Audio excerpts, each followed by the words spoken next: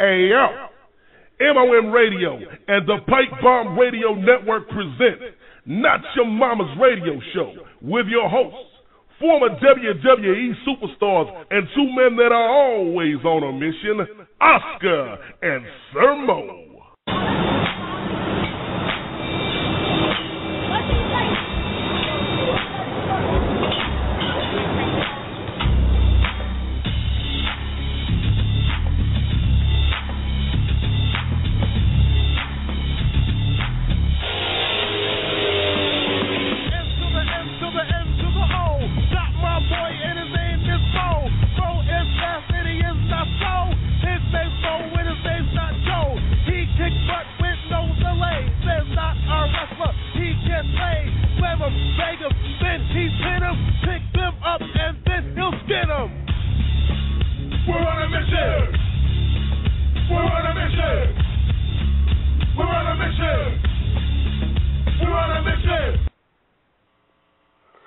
All right, welcome to Not Your Mama's Radio Show.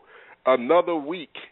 Kind of blindsided to just find out right now that Felix is MIA. He's not going to be with us. I don't know if he's not going to be with us tonight. I know he's not with us now.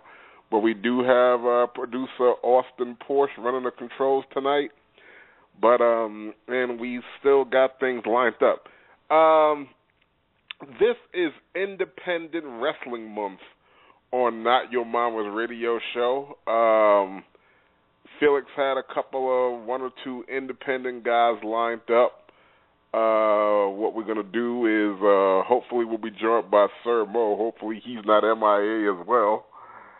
Dreamy Mimi will be with us. Ah, there he is, Sir Mo. Okay, Mo. What's up, buddy?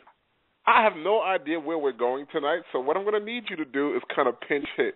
I'm going to need you to get on the phone and see if you can line us an independent or two to pinch hit, because I have no. This is one of the 1,000 reasons why I didn't want to do independent wrestling, because I'm steering blind. I have no idea who these guys are. I have no idea what they're going to say.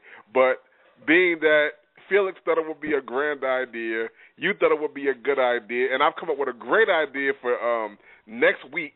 We'll get quite a few of these independent guys, and we're going to have the first ever podcast seminar, which is going to be just like any other wrestling seminar. It's just going to be done over the radio here with us, because what happens is a lot of people misconstrue.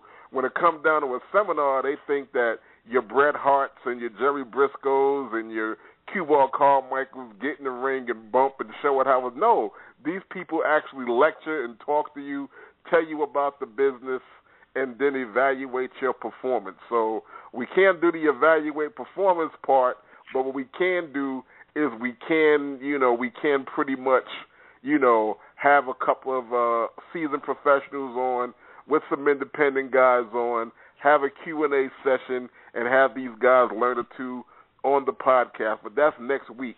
But for tonight, we need to get a couple of independent guys on just to get their story. So if you kind of pinch it and help us out, I know you got an independent Rolodex, because you got 1,000 of them that work for you, that would help out. That being said, how are you, buddy? I'm good. How you doing? I'm all right. Give us a recap. You had quite a weekend. Give us a recap of what happened. Well, let's see. Friday night was real good. We had a standing room only turnout in McKenzie, Tennessee. Mm-hmm. A lot of kids showed up. I think we really got the bullying messaging out. Spoke with a lot of parents that were really concerned and really grateful that we were doing that. Okay. Saturday night, we were in a building that holds 5,600 people. Probably had the same kind of crowd. Expenses were higher.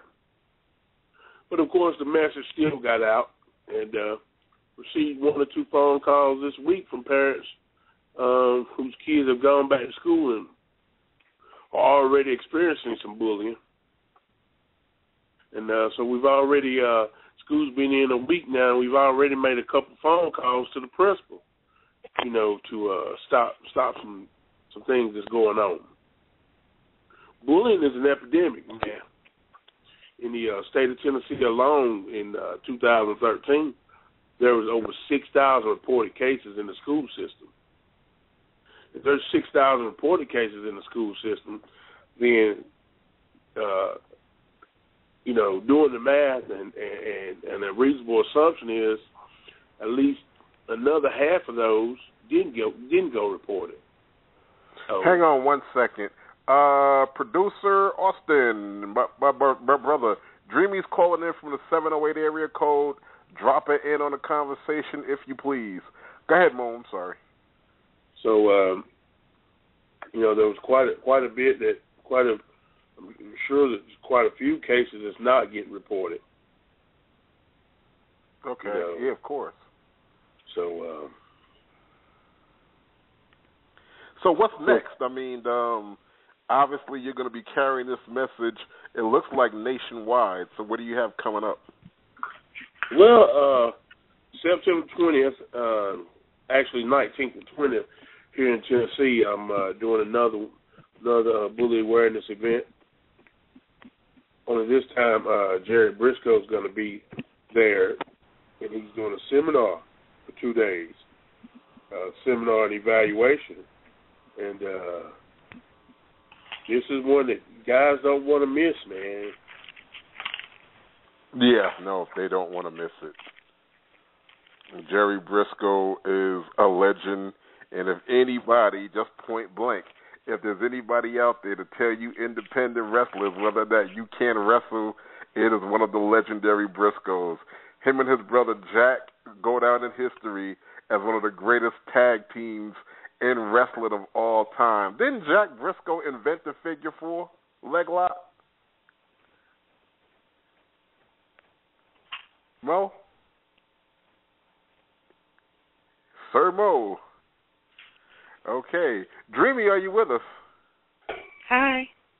Okay, Dreamy's here. Hi, Dreamy. How's your week going? Very busy. Okay, right. All right. We got Dreamy. We got Mo back. Mo, are you back? I'm here. Okay. Now, that's hey, Mo. Hey, Dreamy. How are you? I'm good. How you doing? I'm good. Missed you last week. I missed you last week. Yeah, where were you at? I was here. Where were you at? Girlfriend, I was asleep. I'm sorry. I'm sorry. Okay. Girlfriend, you know what? You see, you don't get on the radio and tell our fans I was asleep. I told them you was hard at work getting ready for your Bully Mania and Bully Bash event. I was so hard at work. You couldn't join us. I was hard at work from sleeping from all that running I done. Hard at work, sleep? Yeah, man. Okay, I passed out from the hard work. I skipped treatment for a whole week. I was out running so hard. Yeah. Wait. All right, you can't be skipping treatment. Right. I was running that hard. All right, so down to business. Like I was saying, this is going to be Independent Wrestler Month. We're going to give them a shot at it. Mo, you tell me this because I want to get into something else. I want to get an expert on to really tell me the deal and this other thing I want to talk about. But these independent guys, I've been talking about WWE and all that because they're relevant and you can have a 2-hour conversation about their goings on in front of the camera and behind the camera. So it's all that makes a good show. But given just their due. What are we going to expect to hear from these independent guys coming up this month? Are they going to give really good interviews? Are they going to be attentive to the knowledge that you guys have to give? Can they give a good interview on the radio? Do they have anything to say? Me personally, I don't even think that the current talent on WWE has anything really to say because they have no history. That's my argument about not having them really come on because what can they do besides toe the company line or speaking on any interview publicly? Now, what's the difference between, these independent guys? What can they bring to the table? What do we have to look forward to? Well, I mean, it just depends on who we get on. Some guys will be able to tell you an interesting story of how they got in the business, who trained them, what their long-term goals are, the things that they're doing to reach those goals.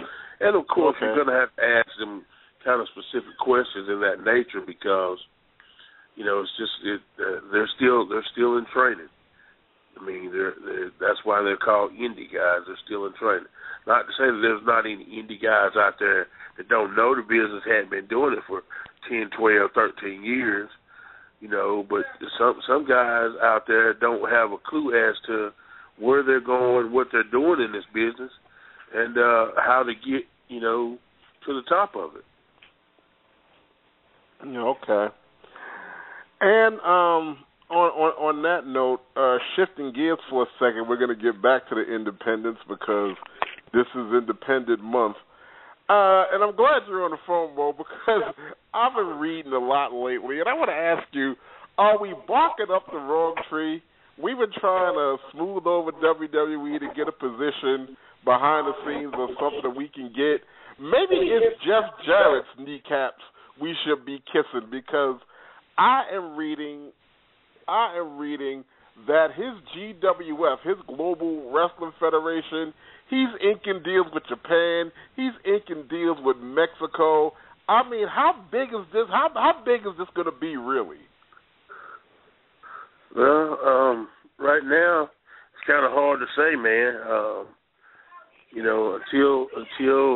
Until they ink a TV deal, until they ink a TV deal or announce a TV deal, all it is just speculation.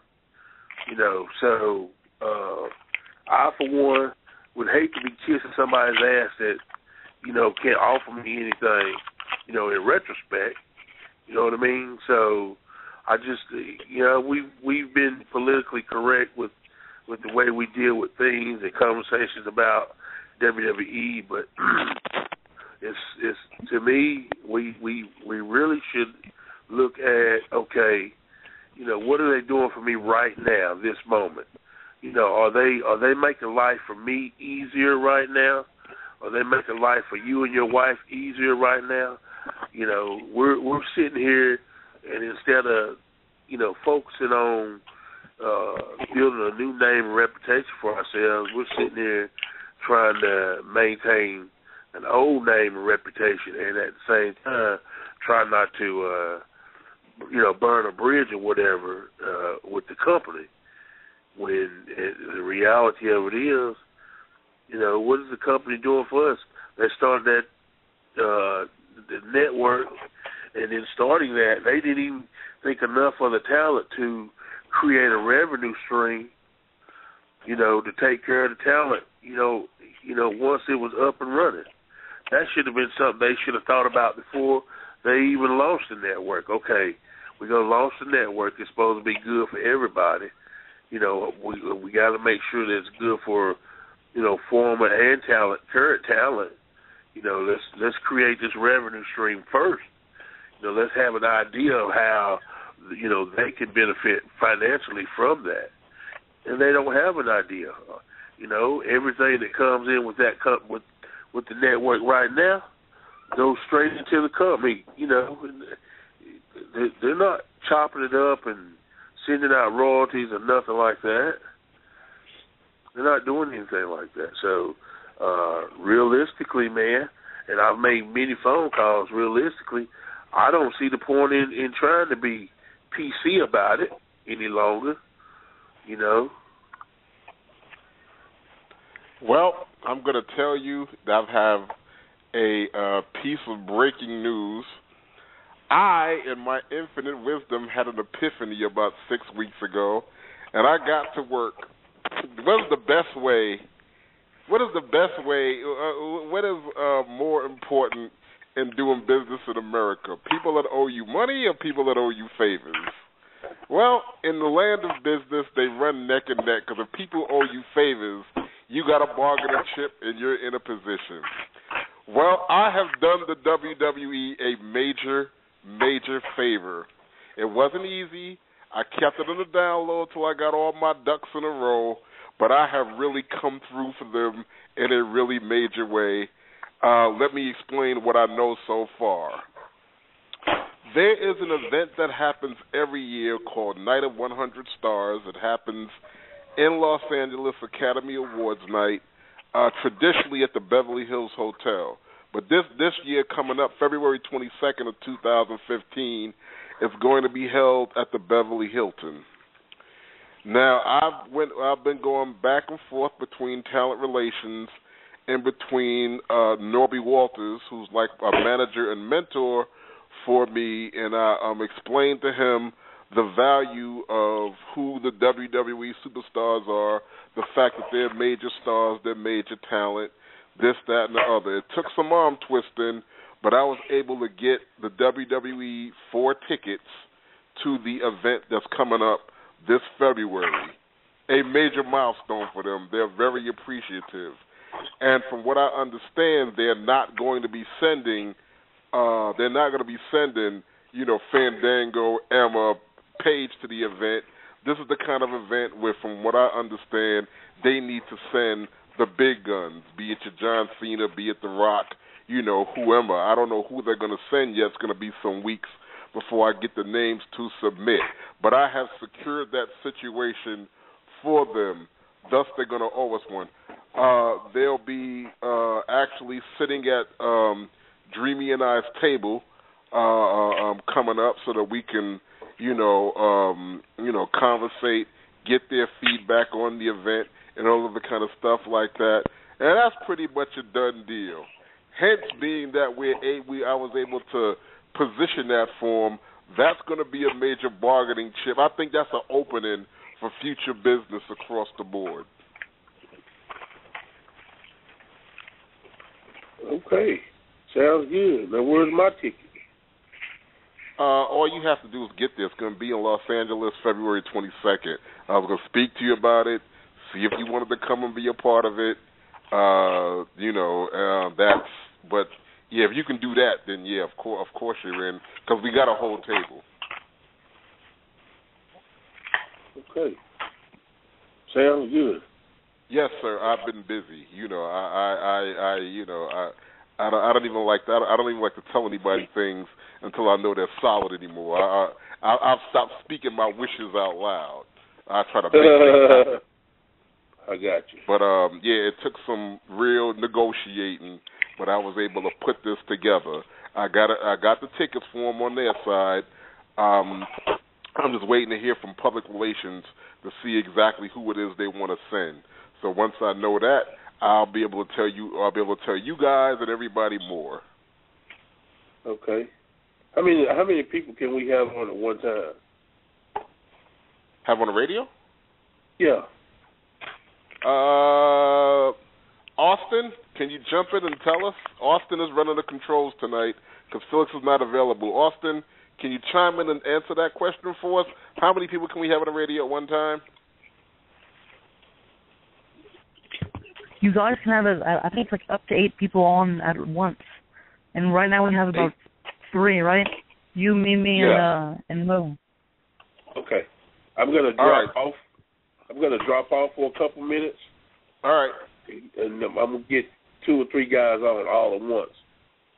All right. Sounds great. And see, that's good information, Austin. Thank you very much, because I need to know how many we can have on at one time, because I'm expecting a big radio turnout for the seminar we're running.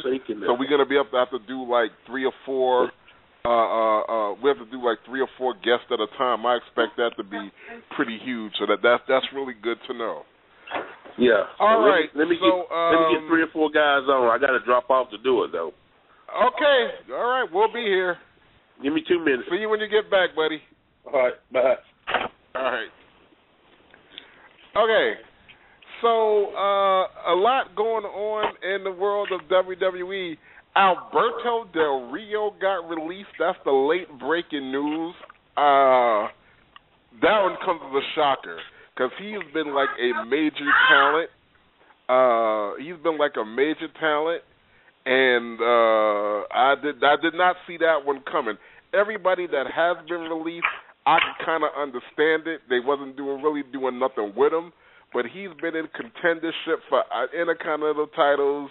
United States championships, and even a world title. He's been like in every major pay-per-view. He's been a major runner. What do you think of that, Mimi? Alberto Del Rio gone.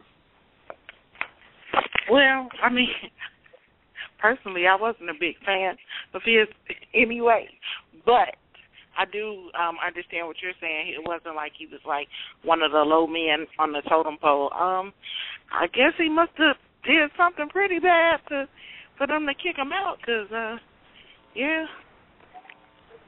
Yeah. Yeah. Speaking of who you're a fan of, yes, we are hosting a table this year at the Beverly Hilton for Nori's party with some wrestlers coming up. I know you heard that. Can you think of one name that I won't be having at the table? Whatever, man. You whatever, man. Yeah, whatever, man. Yeah, that's not telling me. You know that's not saying who's not invited. Who do you think that might be, honey? I have no idea. You have no idea. Yeah, I know. You never have no idea.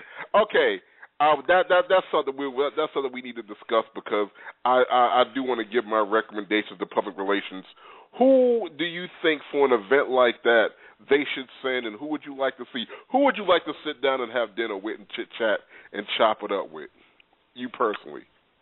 Honestly, the first person on the list, because of his charisma and showmanship, definitely John Cena. Yeah, okay. I think he would be definitely a good representation of the WWE. Honestly, on a female side, I couldn't even really choose a diva that I could say would be, a great representation. Maybe Natty. That's the only person that I could think of that I would say that might be a good, representation of the WWE. Natty, not Cameron? It's funny. Definitely not Cameron. I'm saying someone that will go there and represent the WWE well and not be an embarrassment. They want to have good headlines, not negative headlines. All right. Now, you got to be careful who you say, because you actually going to be sitting down having dinner with these people. That's how I feel. When I look at when I look at who would fit in to something like that, because the reason why I knew this was going to be doable, and I knew that they would jump all over it, and I had to actually convince Norby to do it. I mean, I actually had to, really, but because of, it was a few factors that led into it.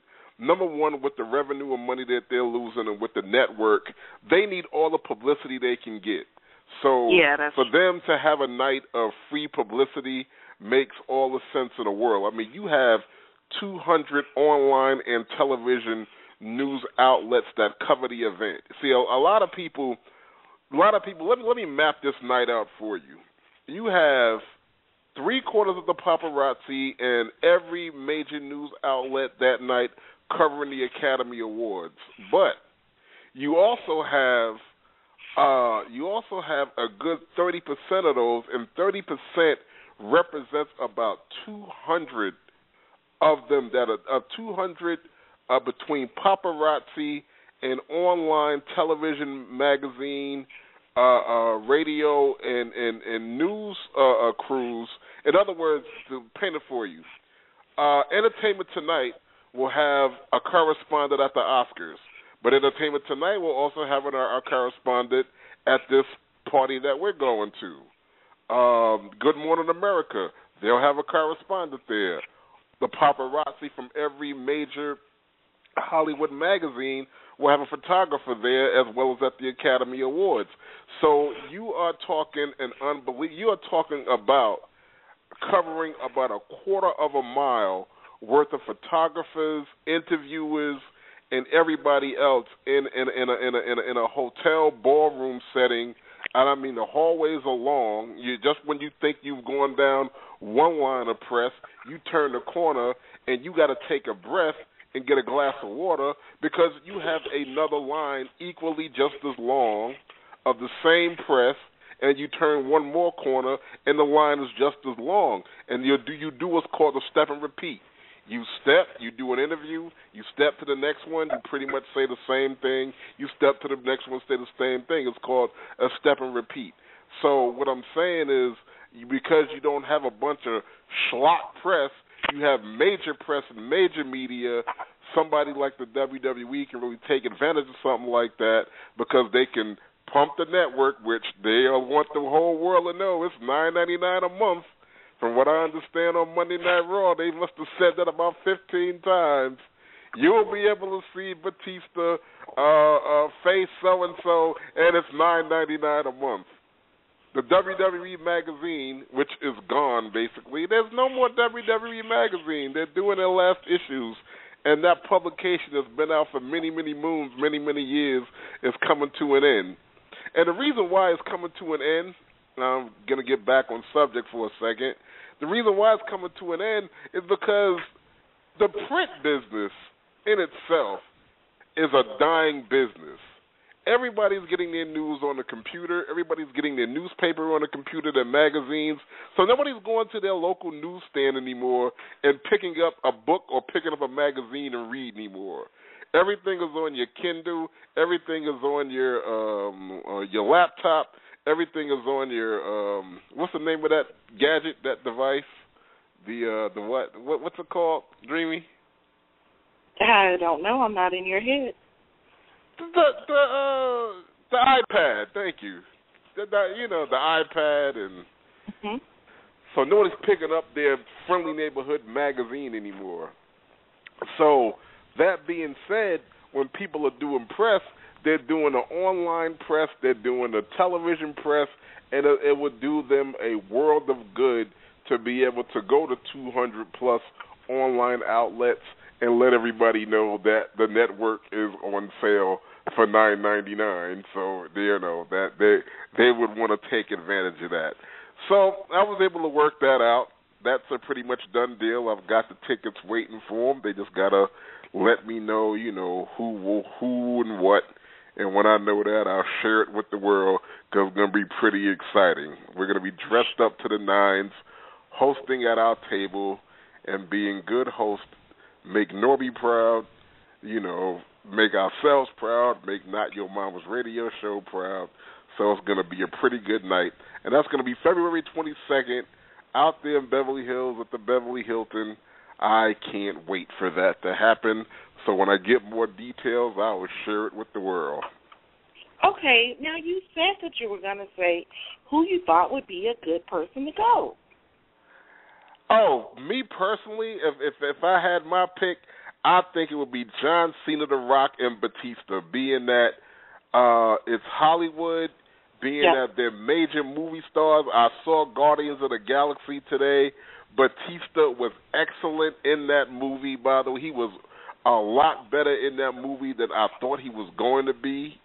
It was really a better movie because I'm a comic book fanatic, especially Marvel, and I'm really into DC Comics now, but especially Marvel. I grew up on Marvel Comics, but I knew nothing about the Guardians of the Galaxy. I never read their comics. I didn't even really know anything about them, so I wasn't too hopped up to see the movie. But I had some time to kill today, and I'm like, let me go. But it turned out to be not Marvel's best movie, but it was a really surprisingly, really, really good one. Batista did an excellent job. And so being that, another thing that the WWE has, which this event is a good thing, they have their own film company, WWE Films. Now, they didn't have a hand in Guardians of the Galaxy, but they do put out, 3 or 4 movies every year through their film company. So the Hollywood scene for them is pretty much a no-brainer for them to want to get into, and I have single-handedly instrumental in breaking them in that mold for 2015, and I am proud. They just got to jump on it. And you sound really proud. Yeah, they just got to jump on it and make it good and make it count. So that's all. So with the looming budget cuts that they are having, they let go a guy named Mark Yaton, who was a timekeeper. Is that his name, Mark Yaton? I think that's what it is.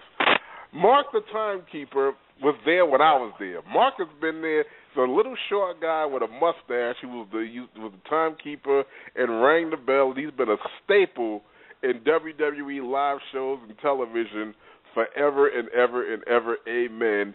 He was let go this week, and that is such a blow because he's been there so long. They don't care who they fire now. They just cut and cut. I mean, it's like you gotta walk on eggshells now if you work at the company, in the building, if you're a talent, if you're a road crew, if you're anybody, you have got to be walking on eggshells and doodling bricks, walking past Vince anytime you see him, or looking in your mailbox or your email wondering if there's a pink slip in it. That has got to be a very horrible time to work for any company whatsoever, because it doesn't matter how long your tenure is. It doesn't matter what you do. It doesn't. Like I said, Alberto Del Rio, he's one of their top guys. So believe me, and this is all over. Just to bring y'all up to speed, it's all over an altercation he supposedly had with somebody. Now, I could have delved into it and found out exactly what happened, but I just got the news like 20 minutes ago, and I was just taken by surprise. So I don't know the ins and outs of it. If anybody's listening and knows any more information, please call in, and I would like to be informed. And Mo might know because he knows everything. When he gets back, I'll ask him what happened to Alberto Del Rio. But I don't know what happened, but what I'm saying is, believe me when I tell you, I don't care if he punched out Triple H. Alberto Del Rio didn't get fired because he got into a fight. He got fired because people waiting, man. What's that? We got people waiting online, and you talking about Guardians of the Galaxy. Okay, how would I know we got people waiting unless you tell me? I don't know. I'm sitting here trying to get on for 5 minutes. All right. Well, who do we have waiting? Who are they? Where are they from? And introduce your partners, man. We got Brian Thompson. He's from the St. Louis, Missouri area right now. All right. He's a professional wrestling manager, and he's a carekeeper of beautiful Bobby Eaton. He handles all his management stuff. And then we got the Golden Boy, Greg Anthony, part of a wrestling tag team known as the Empire. All right. Are you guys on? Yeah, we're here. Well, yeah, I don't know what Brian Thompson's doing. Well, I don't know what Golden Boy Greg Anthony's doing on here. What's up with this? Well, you know what? I'm sorry. I forgot that you guys were kind of intertwined because Golden Boy used to be part of that Midnight Gold tag team along with Bobby Eaton. So it's good to have you guys on. Appreciate it. Well, it's a pleasure. Well, fellas, welcome to the program. As I was stating earlier, this is Independent Wrestling Month, so we're going to have a lot of you guys on to share your stories, educate us on what it's like in the world of independent wrestling. But also, if you have any questions for us about the business, you'd be more than glad to ask. I may not know. If I don't know, Mo knows. We're going to actually have a wrestling podcast seminar next week with a superstar to be named later. So welcome to the program. I'm glad to have you. This is your old buddy Oscar. How y'all doing? Rock and roll. And I'm on cloud 9. All right. I'm glad you're on cloud 9. All right. So we're gonna start with we'll start with you, Golden Boy. Tell us about yourself, about your federation. You know, how long you been in the business? What prompted you to get into it? Tell us your story, brother.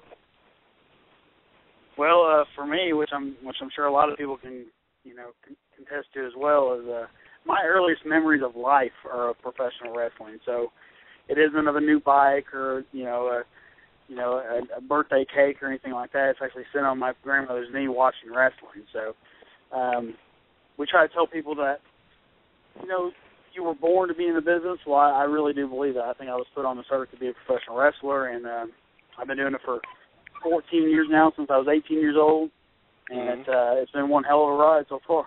And the train keeps it rolling all night long. No, okay. All right. And so what are your aspirations? What is it? You've been in for 14 years. Are you at the apex of your career, or are you looking to go forward? Oh, you're always looking to move upward and onward, you know. Right now I'm doing a lot of stuff with the NWA, which there's been a huge resurgence in the NWA the last year and a half or so, and things just keep getting better and better. Right now I'm based out of Tennessee, but we're doing a lot of stuff in Texas for NWA Houston, things like that. Me and my partner, Matt Riviere, are actually the NWA Lone Star Tag Team Champions. We've defended the titles, obviously, in Texas, but in Tennessee as well, and then also in Vegas for the Cauliflower Alley. So that was a big deal for us. And there's actually a new NWA opening up here in Tennessee, which is going to be NWA Mid-South, which looks to be very, very promising. So. Now, when you was at Cauliflower Alley, who would you have the privilege to meet? Oh, I tell people this Cauliflower Alley. You know, you get in the business. You know, first of all, when you're growing up a wrestling fan, I'm sure Mo and Brian can both attest to this too.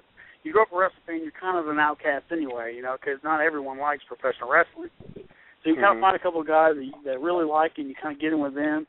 And then you get in the business and you realize, well, here they all are. Here's all the guys that I was trying to find all the entire time.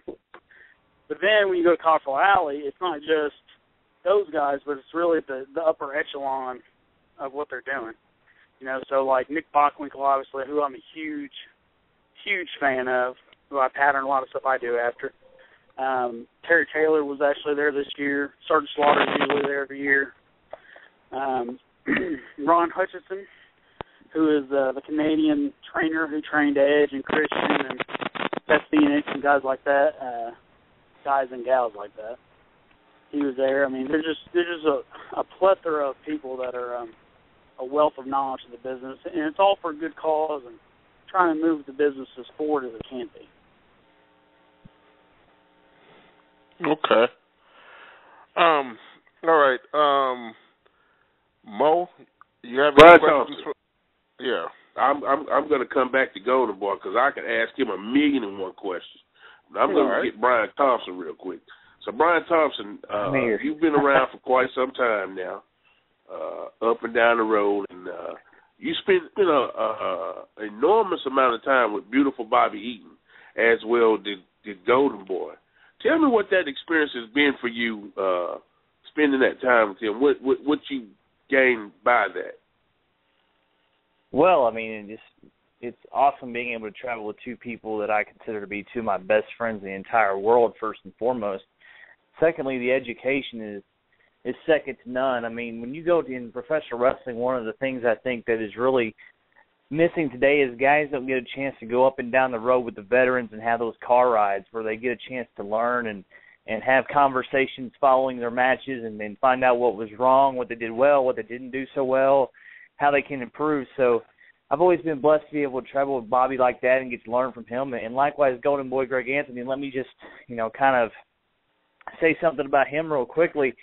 People are starting to learn who he is, and he, for the longest time, was what I would have considered the greatest, the best-kept secret in professional wrestling. So hopefully the last couple of years that secret is being told a little bit more. You're seeing him in places like Las Vegas and all over the country. Was on TCW, which was on national TV for a year or so. So it's good to see him, getting that recognition that he is so richly deserved for a long, long time. But as far as the travel, just an awesome experience to be able to be with those guys and pick their brains. And, Greg and I, we'll have very good, I think, conversations about wrestling and, from different philosophies on how we look at things. And, sometimes it's not necessarily a case of you're right and I'm wrong. There's a different way. There's two ways to get there. So the destination is this place, and you can get there by going down the left road or the right road. So, right. But just an awesome experience. Well, I've known both of you guys for quite some time, and I spent a lot of time speaking with guys like you and other guys. You guys know how the wrestling scene is here in West Tennessee, and I try to tell guys, which is which is something that I'm most proud of when it comes to you and Greg Anthony, is that you guys finally figured out that the road to gold is not sitting in West Tennessee working a Saturday night show in the same location every week. Hello? You know, that is a dead end, correct? Sure. Correct. No, it is, and I will tell you, my story is how I not to say, you know, love everybody in West Tennessee and a lot of good guys down there and gals, as Greg mentioned earlier, but I was sitting out on the deck of the Dyersburg Entertainment Center one night. This was about 2003, and I was on the phone with Bobby, and Bobby was informing me that he had just moved to Nashville, and I had this epiphany. I said, man, you know, you're moving to Nashville. I want to hit the road. I want to get out, you know, like you're talking about, get away from just a certain geographic territory. And I said, you know, let me work with you and help you set up some bookings or travel with you on the bookings that you have set up. And from that point forward, that's how we started traveling together. So, man, we were doing some crazy road trips in 2004, driving from Jonesboro, Arkansas to Carteret, New Jersey, and Allentown, Pennsylvania. I mean, you know, physically I can't do that anymore. Bobby at the time probably didn't really want to do it, but I made him. And so, you know, I wanted to see the road. The promoter said, we'll fly out there. I said, no, man, I'll drive it. So, you know, 3 days later on the road, you're like, oh, my God, my body. But, you know, it was the experience, the chance to get out and you know, spread your wings. And a lot of things that you see locally, let's say in West Tennessee, are the same in other places. There's good wrestling around the country and there's bad wrestling around the country. So, but it's good to kind of get around and meet different people and, you know, get to just kind of, like you said, spread your wings a little bit. Yeah. Well, Greg Anthony, for a long time, you have, I don't know if this was self-titled or if we all felt this way. We thought of you as being as good as gold and pound for pound one of the best wrestlers in the business. Do you feel like that your evolution in this business from say 2000 2002 when we were running the Dyersburg Entertainment Center until this present day, do you feel like that your growth, that you've grown more once you actually got out and got on the road and experienced working with different people, or do you feel like before you even left the area and got out that you were prepared for what was out there? That's a good question. It's really kind of a double-edged sword because I did a lot of learning in those first years, you know, and you know as well as you. I mean, you put me in the ring with a guy that had been around the world, and I hung with him for 20 minutes, you know, and that was just one of those things. I never really had been out of Dyersburg before, but I learned a lot working every week, every Saturday night, working with guys here, and then when it came time to travel, that's when people started noticing me. You know what I mean? It's kind of hard to say. Of course, you want guys to get out and you want them to travel and you want them to experience different things, but I always felt like I was a part of the best thing here, you know, and I was always a part of guys that could work. You know, obviously you helped me out a lot. When Flash Flanagan came around a lot, I worked a ton with Flash, you know, and he helped me a lot. And all those experiences kind of groomed me for when I actually did hit the road and actually got to go to the Texases and the Las Vegases and the New Orleans and, you know, stuff like that. And right. By that time I was pretty seasoned as far as in ring goes. So it was just like, well, who the hell is this guy? Where the hell did he come from? You know, where's he been for the last couple of years, you know? And all of a sudden people start talking.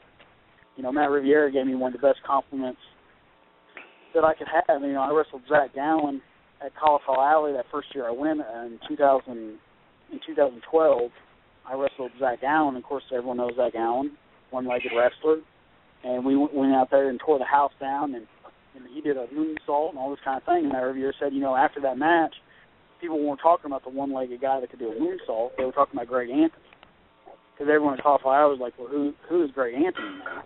And all of a sudden, that happened. But Brian makes an interesting point because, you know, he's right. I talked to, now because of Cauliflower Alley and because of some of the NWA stuff that I've done, I got friends and I got boys all over the country now.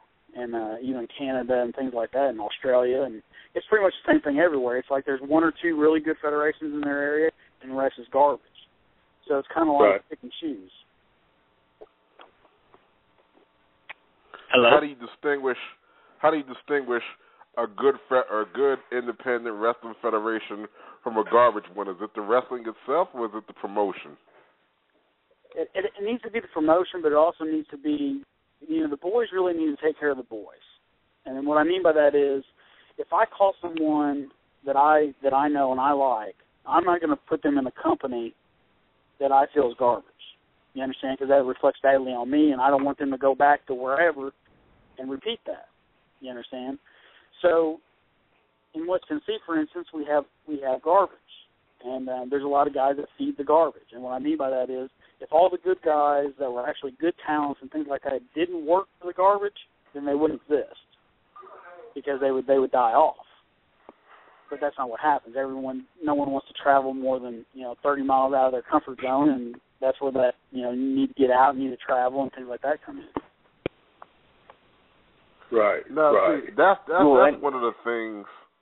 That's one of the things that people will probably learn and pick up on and appreciate with these seminars that we're going to have. We have a lot of the seasoned guys come in. A lot of the times you have to tell people everything is not at your fingertips. A job is not going to come jump into bed with you. Vis-a-vis a wrestling event is not going to always be 20, 30 miles down the road. If you really want it, you have to work for it. And one of the things that I learned being in WWF is the most rigorous part of it all. Even though I wasn't an in-ring worker, I had to get out there and rap every night and rock the crowd and watch Mo and Mabel put their bodies on the line. But I'm sure Mo would agree, and if Mabel would see, he would agree too. The most tiring part of that whole experience is all that running around you got to do. That traveling is not no joke. You try getting up at 4 o'clock in the morning in some part of Canada that's so cold even the mooses don't come outside. It's 30 below zero. It's dark outside. It's you damn near coming out of a hotel that's damn near igloo, getting on a 6-seater plane with guys that are 200 pounds more than you. You thinking the plane gonna crash because you thinking it's overweight. It's crap as hell. The seat, they got kindergarten seats in there, and you supposed to be comfortable. All that kind of thing wear you down. Then you get someplace and get in a rental car and still got to drive 330 miles down the road from where you at. Yeah. Because this cheapskate ass don't want to fly you directly into the town. Right. It's not all glitz and glamour, and Greg Anthony can probably tell you the wonderful driving stories of me coming back from a full day of TCW television tapings, and about the last hour of that leg, I'm sleep driving.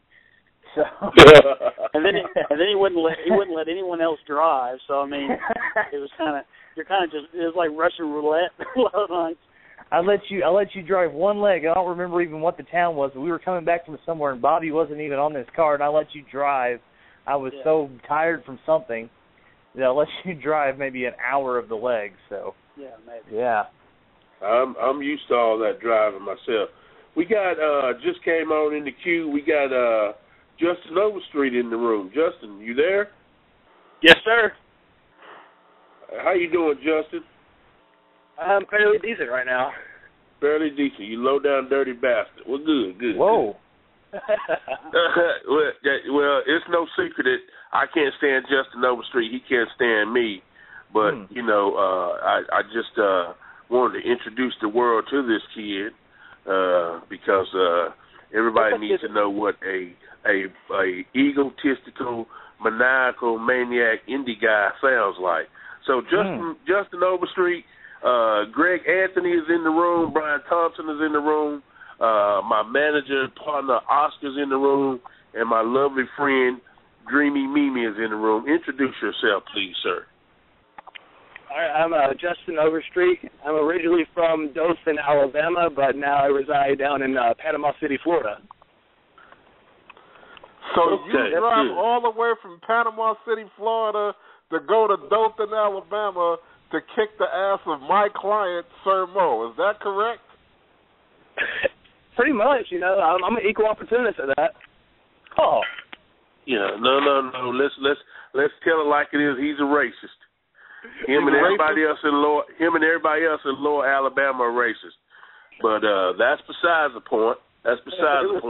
Justin Overstreet, why don't you tell everybody who trained you?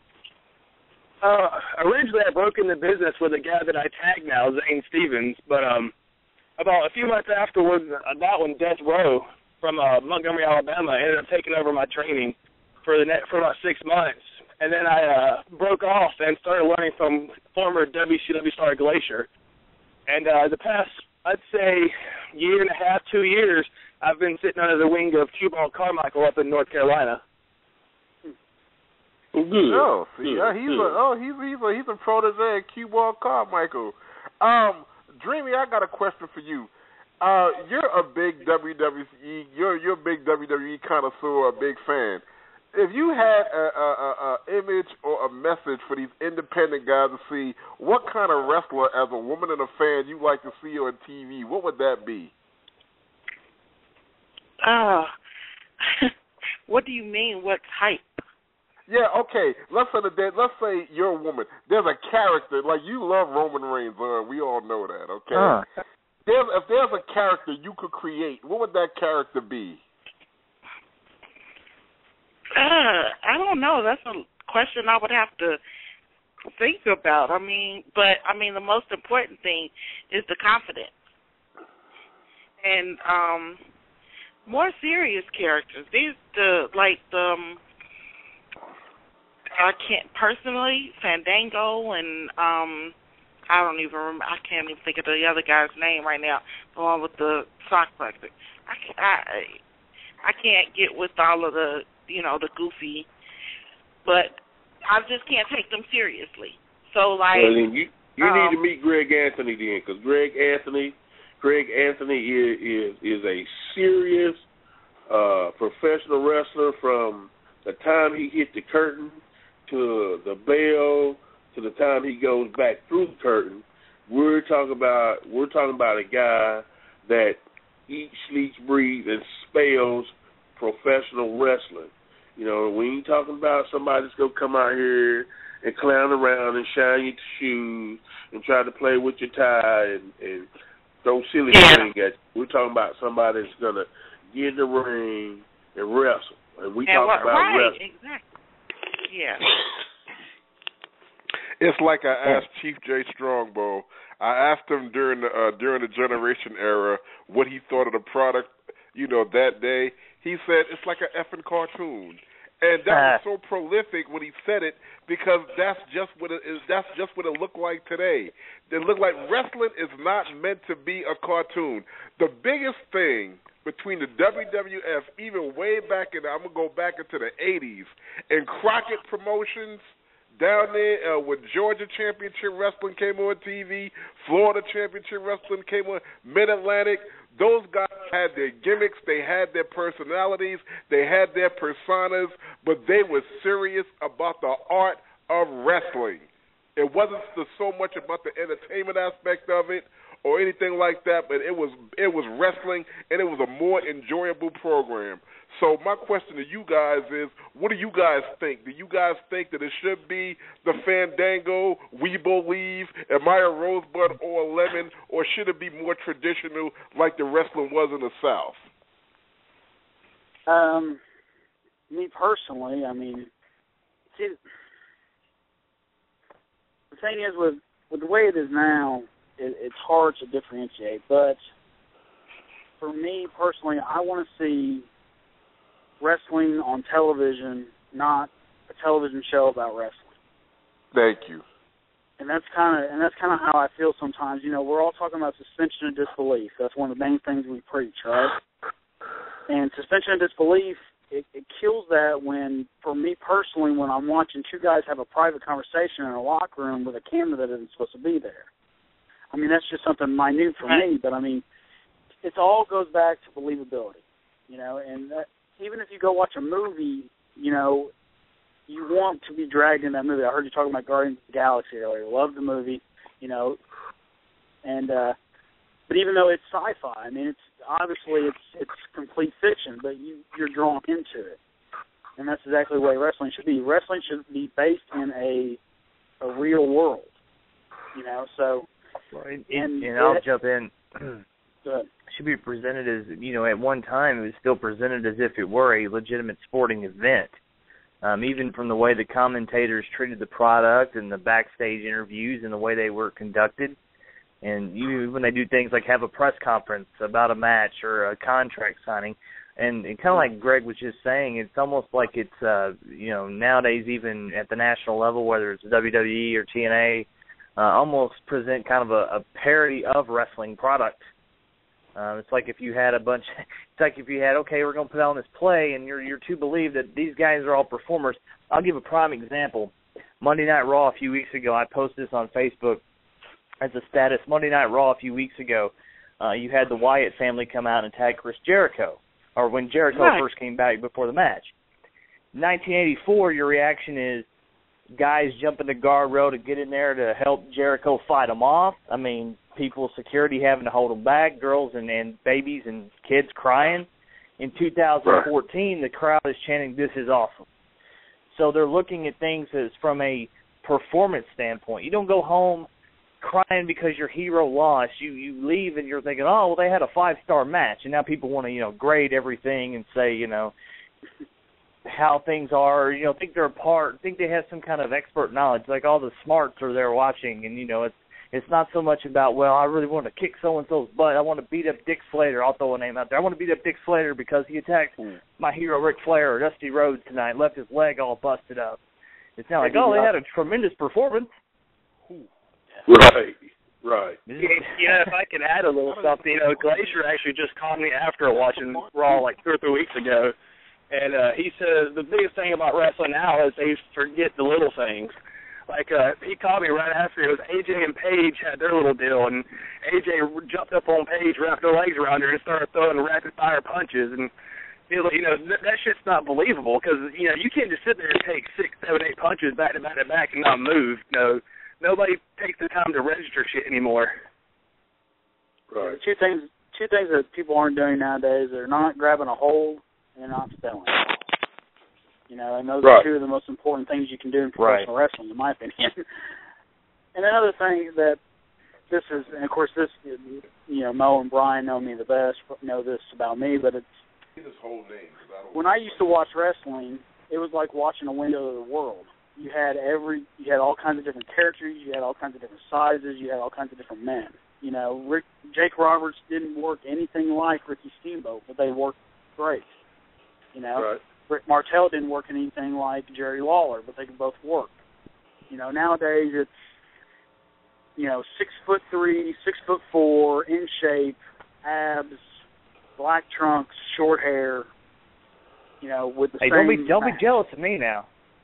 And we getting jealous. Sorry. Right. But you know, and that's kind of what people are. Like I said, a parody of wrestling. If someone was going to write a parody about wrestling, you know, that's who they would think they would see, was someone that looked like that. But, you know, I miss the Playboy Buddy Roses. I miss, you know, a guy. There's not even one that really looks like Arn Anderson anymore. And Arn Anderson was a beast anyway, right? Right. Manny Fernandez, you know, someone Billy from Blanchard. You know? Yeah. Billy Blanchard, exactly. I mean, guys that were, you know, there was always a cowboy gimmick, and there was always an Indian gimmick, and there was always, you know, a Japanese. You know, there was always something. I mean, there was something for everybody. You know. Right. One of my best friends, her little brother, his favorite wrestler wasn't Hulk Hogan. It wasn't Ric Flair. It wasn't, you know, any of those guys. It was Bam Bam Bigelow, because Bam Bam Bigelow was completely different. Exactly. Right? You know, well, another different works. You know, I think let's say when they're talking about how back in the 80s fans would jump the rails. That's always something that just happened recently in Delville, right, Mo? Yes. Right. We everything we did was strictly 80s type wrestling. I mean, everything from the confrontation to the match itself to the finish. And it got so intense at the end that the police had to come and carry some women out because of the heat that was being, gotten on this particular individual at the end of the night, which is what the people telling the story were trying to portray, was trying to see if we could take it back to that level of, I hate you because, you're beating up this guy, that this guy's a better wrestler, but you're where you are because you cheat and you do dirty stuff behind the ref's back. And we were honestly trying to see if we could draw money by going there. Because everybody seems to think that the only way to draw money is to go out here and have one of these, as they say, 5-star flying and all the crazy stuff matches. We actually set this up a month prior for this company, and by the time we got back to the second month, the door had almost doubled because people wanted to see the outcome of that second match. Because the first match had a regular match, and the heel put the baby face over 1, 2, 3 in the middle of the ring, but then got heat afterwards. And so by the time they built it up, with all the chitter chatter or whatever, and we don't have TV, so we use Facebook to really to get the story across. But by the time we got to the second match, there was so much heat that we had gathered that the attendance doubled, and the people were sitting there at the end of the night. We're talking about kids crying, females trying to come across the rope to get to the heel, and the heel was laid out in the middle of the ring, just beaten to a pulp. But we went there only to see if the old style, as everybody called the old style, to see if wrestling itself worked alone without all the high flying and the glitz and the glamour, and it works. And I just wonder if any of you guys thought that somebody, if they ever got enough money, would be smart enough to try to take it back there and leave all the cartoon and all the rubbish out the door and just do, as Golden Boy said, put on a wrestling product. If any of you guys think that would work, if that would bring us back to drawing money, or we so far gone in the all the crazy stuff that we can't draw people's emotion back into it. All right, everybody stay with us. We are joined by another guest right now. We have former WWE Tough Enough contestant Martin Casal on the phone with us. We're going to bring him into the conversation. Martin, this is Oscar and Mo and Dreamy Mimi and the rest of the fellas. Are you with us? Martin? Okay. Well, somebody go ahead and chime in and give me an answer to that, if you will. Well, I mean, you're absolutely right. I mean, just the fact that you did it in one little place is proof that it can still work. And I've done the same thing. To me, heat draws money, period.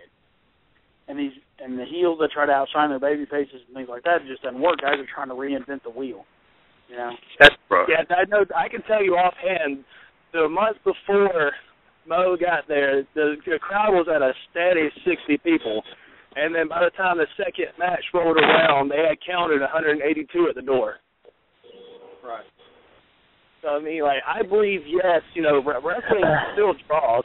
It's just, it starts with kayfabe at the very beginning, because there's just too much open door policy going on, and the fans think they can walk on in, but at the same time, you have these wrestlers that are letting them in because they figure if they best friend the fans, they'll get over more. I've seen this firsthand, but I think it starts with kayfabe, to be honest with you. Kayfabe's a big issue, obviously. I mean, like I said, it all goes back to suspension of disbelief. I mean, I don't know if Cornette said it best. You're not going to be able to put the toothpaste back in the tube, but I mean, you have to still try. I think the challenge here is, I think it can be done, but I think it's sporadically. I think it's going to be in situations like what you guys are doing in, smaller territorial areas. Nationally, I don't think there's enough guys that captivate your interest. I mean, when you think about Oscar and Mo especially, think about the guys you've seen over the last 15 years, probably. And when you talk about Greg Anthony, and let's face it, the 2 or 3 guys you have on the phone right now that you consider some of the better talents that you've seen probably in the last 10 or 15 years. Right. But we are a minority versus what at one time was a majority. I mean, you look at the territories you had 30 guys on every territorial roster that were good.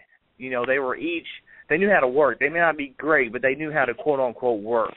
And so you had guys that could bounce around. Now you could probably, if you went nationwide, you could only find maybe one full territory worth of talent that you could use at any one time.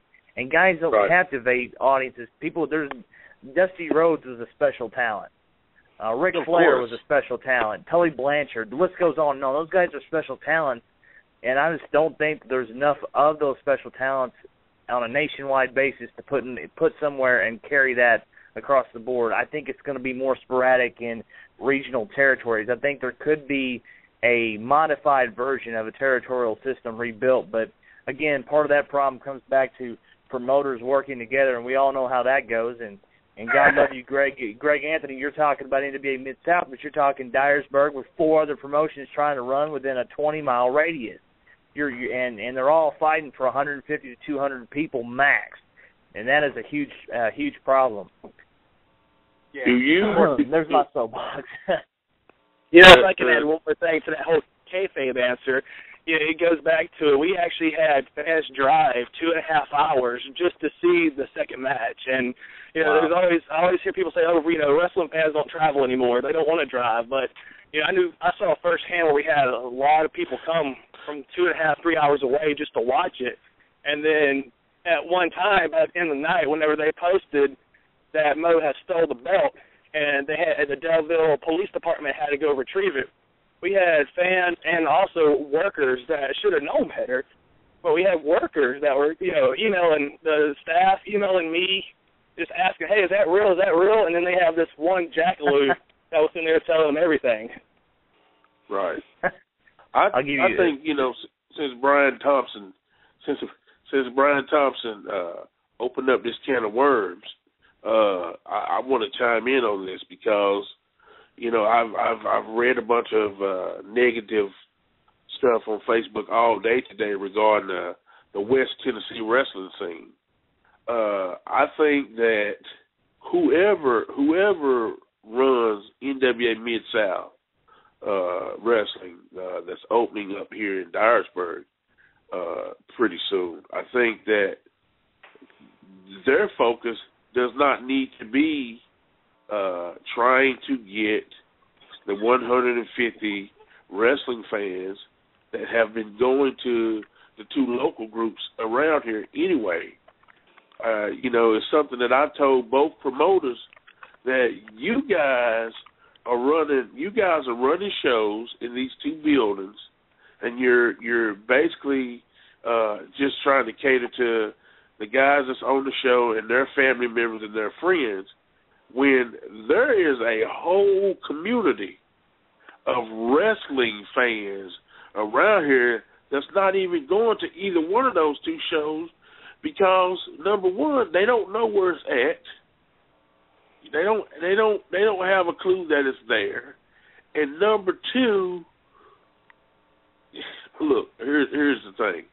In Dyersburg, Tennessee, there is an area in this city that's called the Farms, and out around behind Kroger and this area, and it's everywhere. It's not just Dyersburg, but I'm just speaking Dyersburg and in the Dyersburg State Community College area. There are people that have kids that sit up and watch John Cena on a Monday Night Raw every single week. And they love wrestling, and they can't wait for it to come to Memphis. But I guarantee if you reached out to those same people and you had a promotion right here in Dyersburg in a nice location, that's not in some rat hole, so to speak, where upper middle class people don't mind. Because look, man, let's just face it. I'm driving a Mercedes Benz. I'm wearing a suit and tie to work every week, and I love wrestling. But I don't want to go sit. I don't want to go sit in a nasty building beside Joe Blow the mechanic, who smells like he's been drinking coffee and smoking menthols all day. It's all about presentation. It's about the talent, but it's about presentation. And when I say presentation, that presentation starts from the time you pull up into the parking lot. Atmosphere, you're right. So somebody's got to feel like, okay, this location looks safe. I ain't got to worry about coming out. Somebody done stole my hubcaps or my tires. I mean, really, that was the one advantage we had with the Dyersburg Entertainment Center. It wasn't in the greatest location, but it wasn't in such a bad location that certain people wouldn't come out there. And when we promoted it correctly, right? Usually the cheap promoters, they want to find the cheapest building that can probably hold between 50 to 100 people, and knowing that they're not going to pack it out, but they got set expectations. But they always find that cheapest building either in the deep ghetto or the deep backwoods, and they think that the building's going to draw. Like there's a show in Tennessee that I won't speak of, but I go ahead and tell you that they have their own little warehouse they built themselves, and it's in 3 people's backyards who are all neighbors. Right. I think it comes down I think that regardless of all the naysayers, whoever runs the incoming NWA Mid-South promotion, I think that they need to provide something that none of the other 2 groups in this area are providing. And atmosphere is most important. That's the most important thing is the atmosphere. And then they don't need to cater to, they don't need to cater to people that get paid once a month. Who wants to draw a house only on the first of the month, man? Because folks don't get their check to the first of the month. No, man, you want to cater to people that work 9 to 5 jobs, blue collar, that make money every week, and they spend money on entertainment every week. And anybody that tries to say that ticket sales and all this stuff is down and bad because of the economy, this is my personal opinion. They are full of crap. People will pay for their entertainment when they won't pay for nothing else. If that be the case, St. Louis wouldn't have nobody at the ball games, as poor as that city is. They wouldn't even have nobody show up at the basketball games in Cleveland, Ohio. So economy has nothing to do with it. What has to do with it is that you have a product that people want to see. It's the same thing as a movie. If that movie is interesting enough, people are going to find the $6.50, $7.50, $8.50, whatever a movie ticket price is. They're going to find that money to go to a movie, to take their family to a movie. They're going to find that money. The age-old psychology of entertainment is this escapism. It's escapism from your problems, escapism from your marriage, escapism from whatever it is you're going through. When you're watching that television, you ain't really thinking about your bills. When you scrape up that money to go to that basketball game, for that 2 hours you're ensconced in that and all the problems you got to be home when you get home. That is the reason why people will pay through the nose for their entertainment. I mean, they're entertained. I mean, it takes away from the real world, and that's the reason why wrestling works. That's the reason why it's always going to work.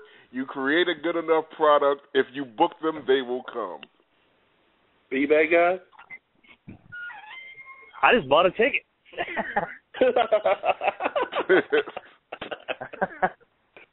I agree with that. I just think that it can be done. You know, and I agree with Brian Thompson. I believe that on a national level, you'd have to start really slow. But I think what somebody needs to do is, and I don't know what Jarrett's plans are. Well, I think what somebody needs to do, and I thought that that's what was going on with TCW, is you know, build a real good, solid regional company. You know, and I thought that, I mean, maybe Matt just got burned out or whatever, but that's what I saw with TCW. For me, watching the way wrestling was, I had wrestling broke down into 3 companies, actually 4.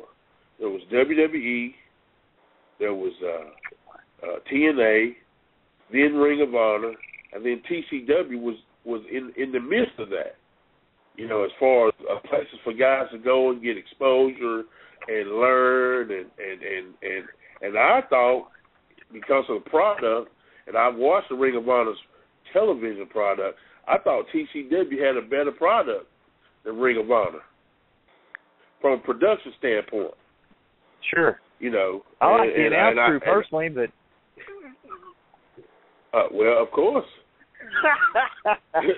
No, you're exactly right. And the beauty of that is there was a mixing pot of talent. It wasn't just a group of guys from one general location or 4 or 5 zip codes. You actually had a mixing pot of guys from, Greg, jump in on this, probably a good 4 states, because guys are coming from Missouri, Oklahoma, Texas, Louisiana, Mississippi. There's 5 right there, Tennessee. So actually probably more along the lines of 6 or 7 states. So you're blending good talent. And what one thing you avoid is, you talk about the kayfabe challenge. Well, when you're running Dyersburg and everybody's pretty well from Dyersburg, Union City, yeah, you are kind of hanging out more or whatnot. But you bring guys in from all over, you kind of eliminate that, because most of them are going to, you know, go back home. So you kind of kill off any chances of that anyway. Plus, it's like in business. I could sell advertising locally, and people may not listen to what I have to say, but somebody comes from 50 or 60 miles down the road, they're coming from out of town, so they must be an expert. So these guys are wrestlers that I haven't ever seen before, so they must be good.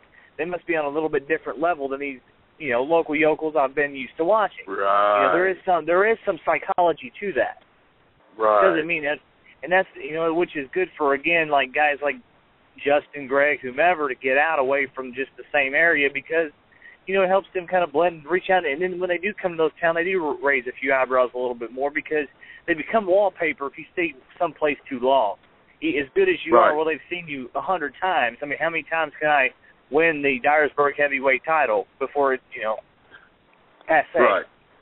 Right. All right, here's a question for everybody.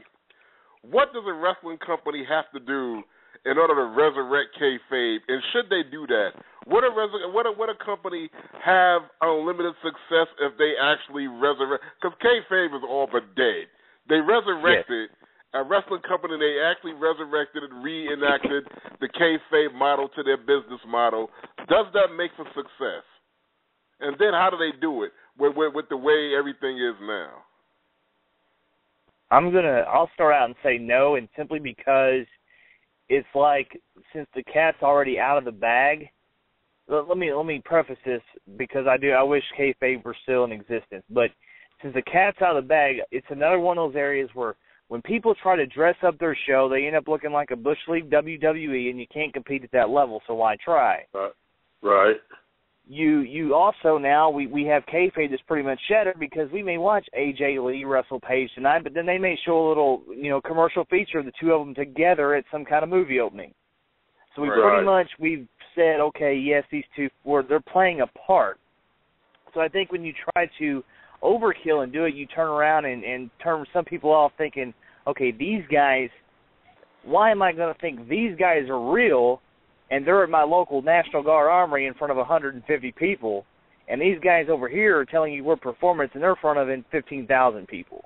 So I think you run the risk of looking Bush League again on a whole different scale. Now, with that said, that doesn't mean Mo and I are in a match tonight. Let's go out and be at the local restaurant 30 minutes before we get to the venue, or hindsight 30 minutes after the show's over.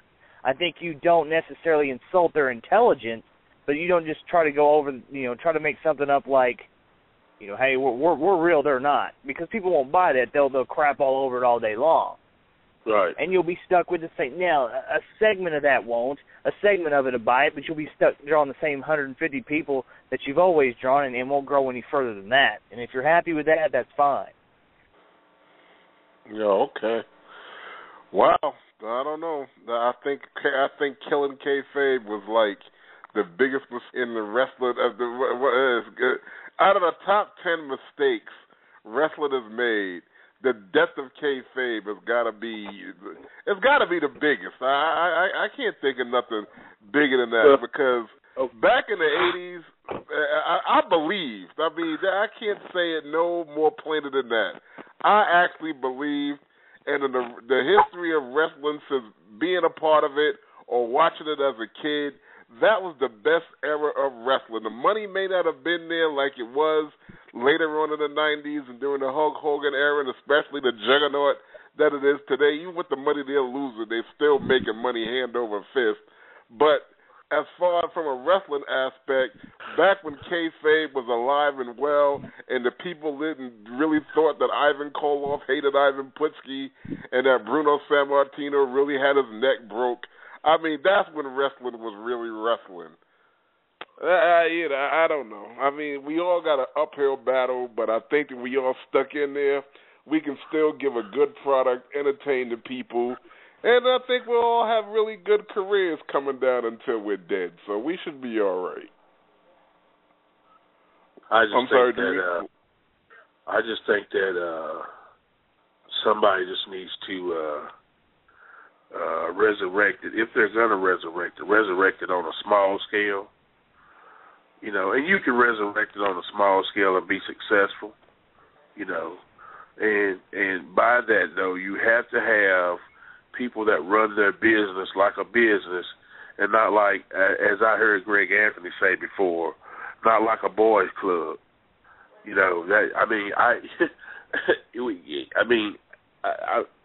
I've always been guilty of trying to be cool with everybody, But what I'm learning, especially here in the latter years, is that it doesn't matter if you're cool with everybody or not. It doesn't matter if you're doing something good or not. There's always going to be critics, regardless, guys.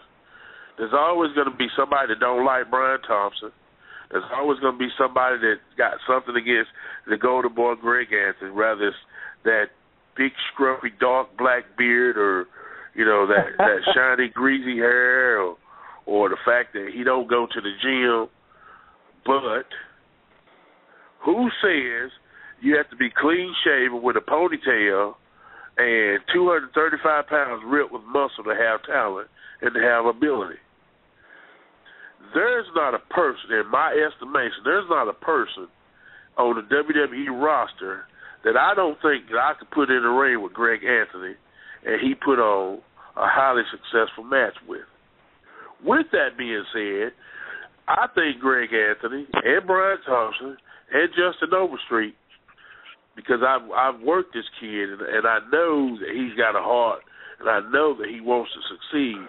I think that if we had more young people in the business like those guys, and that thought about the business like those guys, we could actually somewhere take a product and turn it around and make it highly successful, with people like that. Because the one thing about Overstreet is, when I worked him, regardless of what the outcomes were going to be, we did business. Whether it was him going over or him going under, we did business first. We did what was best to bring more people into the shows. And I've been to shows where Greg Anthony works. I've been to shows where Greg Anthony books. I've watched them firsthand. Same with Brian Thompson. Those guys have a knowledge of this business, Oscar, which is the reason why they were the first ones that I contacted tonight. Those guys have a knowledge of this business that even though they would not be considered veterans in the business, those guys have enough knowledge about it that they could honestly take a good group of young guys. If that group of young guys were knowledgeable, respectful, and if that group of guys had the heart to want to do business, because that's what it's about, doing business. You know, if Greg Anthony is a promoter or a booker, and he said to Jeff Lane over here, look, you're working Scott over here, we're really trying to get Scott over. In about 3 minutes, we need to get you to get Scott over. 3 minutes. The guy that was just asked to get the guy over has to have the right mentality and the right attitude to be like, yes, sir, whatever you want, whatever you know, yes, sir. And that's doing business right there. Not saying, no, man, I've been working on this gimmick for 20 years trying to get it over.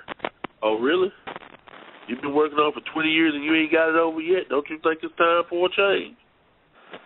You know, these guys that I contacted tonight to come on this radio show are, in my estimation, from young guys in the business or in the top echelon of guys that the younger guys can learn from.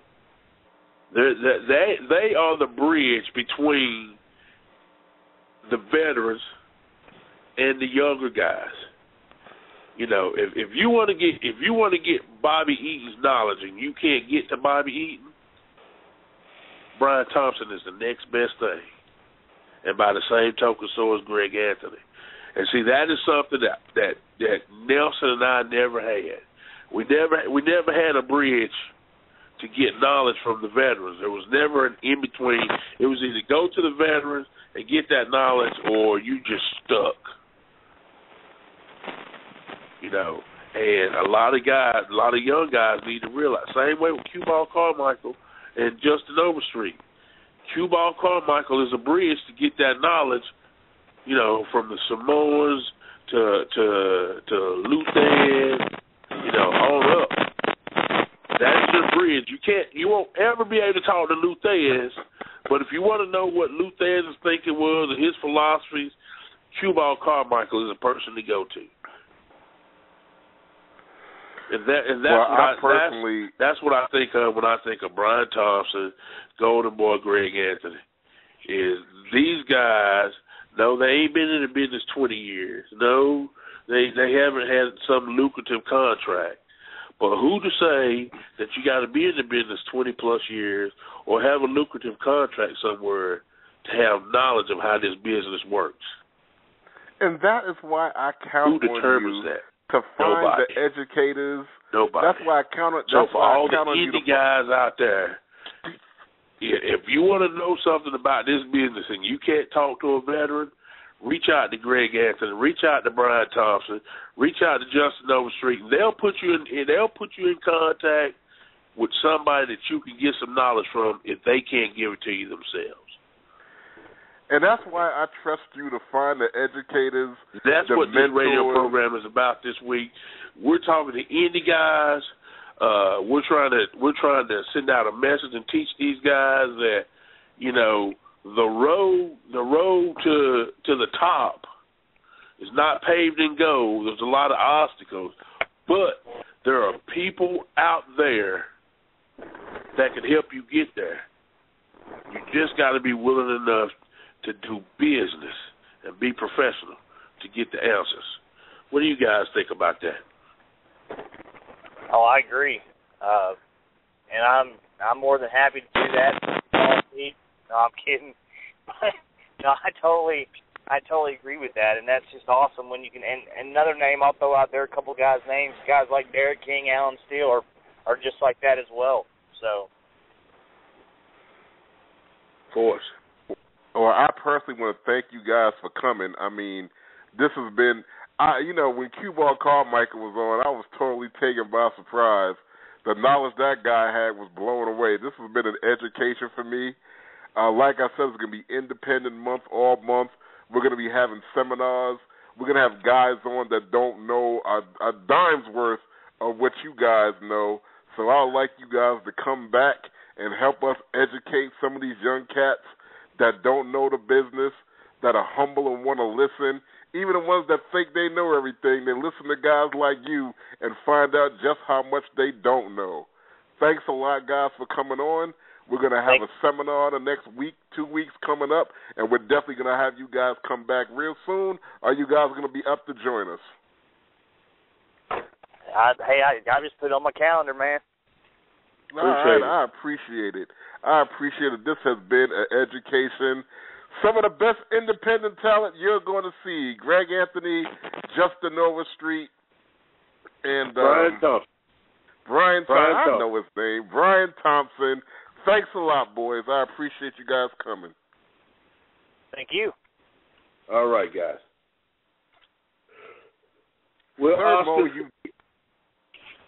Mo, what, Oscar?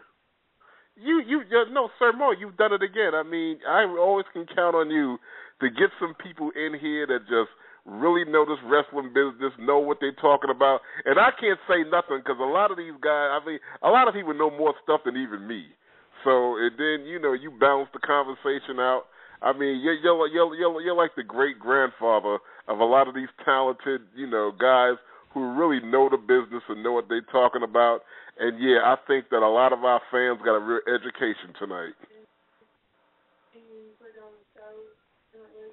I'm saying thank you, you're black. Hello? French toast. French toast? Hey, yeah. you want to focus? French toast? I'm talking to you. My daughter was asking me about a recipe.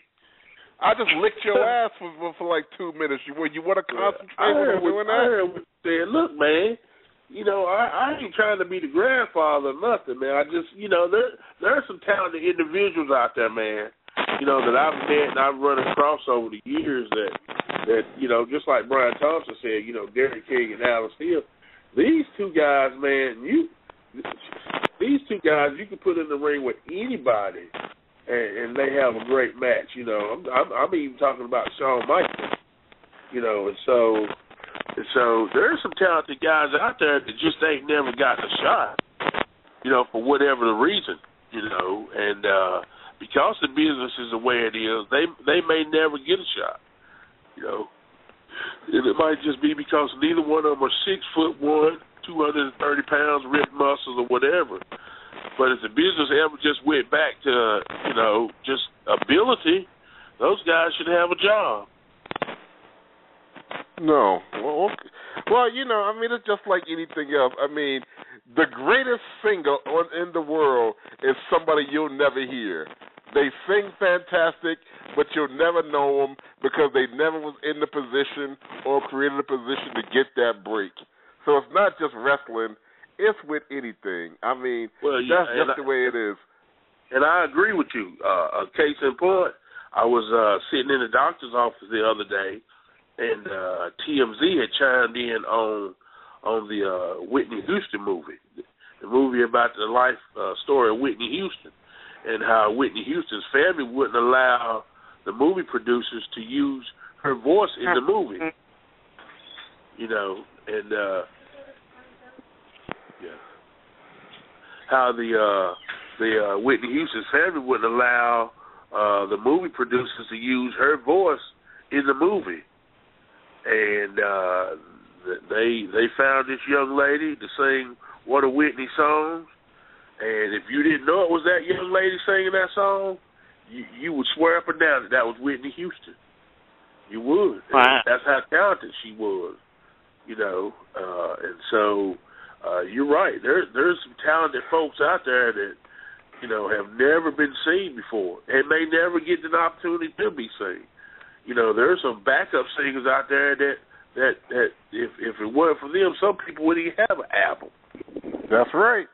You know, some people wouldn't even have an album. So wrestling's the same. Wrestling's the same. There are some wrestlers out there, man, that they are out there wrestling every week. And the sad part about it is they're wrestling every week. They're getting better, but they're wrestling other people that they're making better that's going on getting jobs. Yeah, I mean, it's it's something like a lot of the talent enhancement and job guys are better workers than the superstars they was putting over. Of course. Of course. I mean, they make the boys look good, but as far as wrestling and time, look at Mike Sharp. Mike Sharp was a glorified job guy forever, but got one of the greatest wrestling schools in the country. Right. Right. Goodness, sorry, that's George bad South radio. The same way. George South is the same way. George South. Yeah, George South. That's right. Another individual. Yeah, one of your mentors. George South, the same way. Right.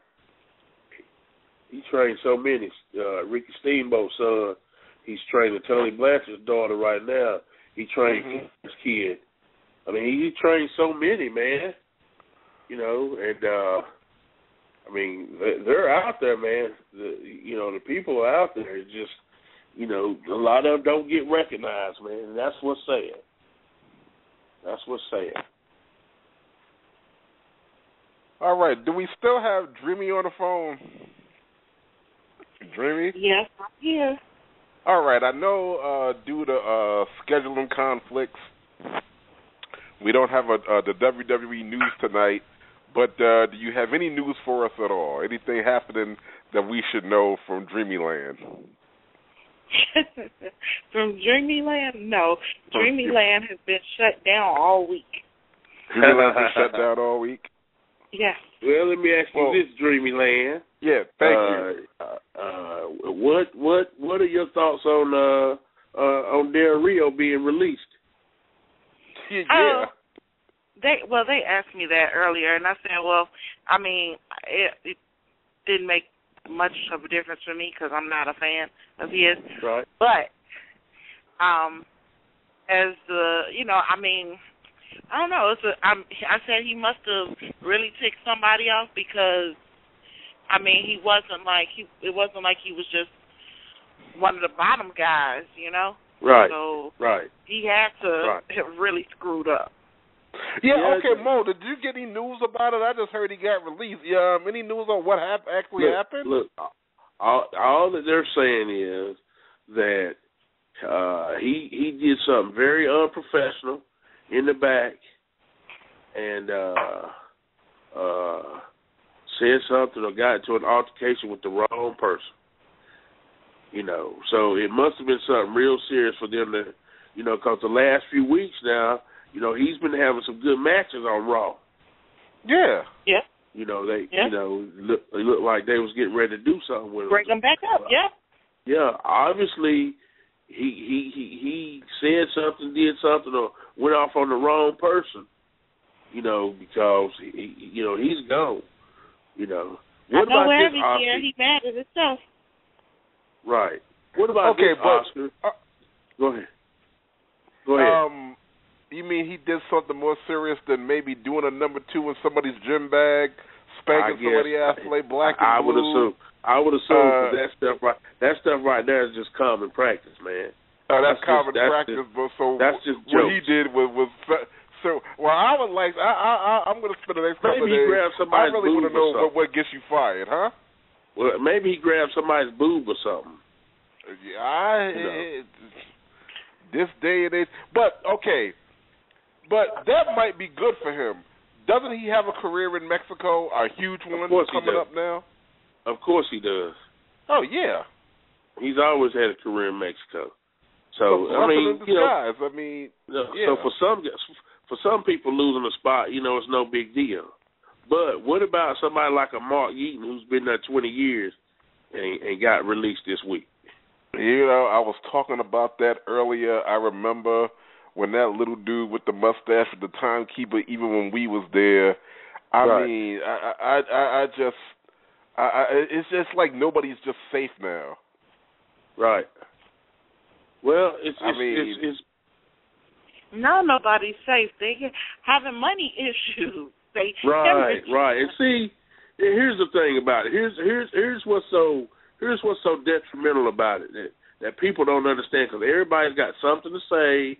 Everybody's got their own opinions about who should get cut and who shouldn't get cut, and it's the old good old boy system and Vince this and Vince that. I'm not taking up for Vince or nothing like that.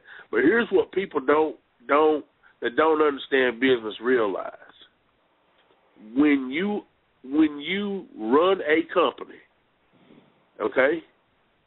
When you run a company, when I say run a company, when you run a company and you're a shareholder and you got a lot of say-so over what goes on in that company, you know, and the money that you have invested in that company, you want a return on that money. You know what I mean? Yeah. I mean, we're not talking about a private company anymore. This ain't Vince's private little thing where he can do whatever he want to do and he don't have to answer to nobody. If he want to shut the door, he just shut the door. It don't work that way.